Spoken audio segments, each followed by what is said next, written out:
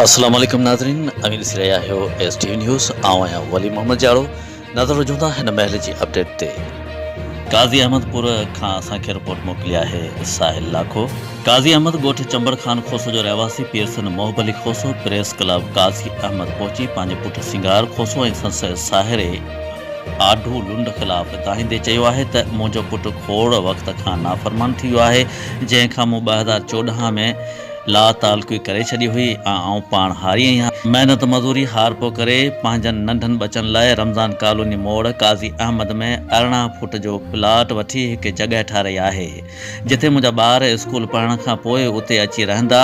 पर उन जॻह ते मुंहिंजे पुटु सिंगार खोसो ऐं उनजे साहिरनि जेके ज़ात जा लुंड आहिनि उन जॻह ते कब्ज़ो करे गुज़िरियल राति 3 बजे मुंहिंजे मासूम ॿारनि खे जेके स्कूल जा शागिर्द पिणु आहिनि उन्हनि खे कढी जॻह ते कब्ज़ो करे छॾियो आहे ऐं उल्टो मूं ते कूड़ा केस करे मूंखे मौतमार धमकियूं ॾेई रहिया आहिनि। ऐं हुननि जो चवण ते रोज़ बिला जुआस मुंहिंजे घर ते पुलिस चढ़ाई करे थी। ख़बर नाहे पुलिस किथां जी आहे। जॾहिं पीरसन मोहब खोसो रोअंदे SSP शहीद बेनज़ीर आबाद SHO काज़ी खे अपील कंदे चयो त ख़ुदारा मूंखे मुंहिंजी जॻह तां कब्ज़ो ख़तमु कराए ॾिनो वञे, सिंगार ऐं संस साहिरनि ख़िलाफ़ कार्रवाई करे मूंखे ऐं मुंहिंजे बचनि खे तहफ़ुज़ ॾिनो वञे।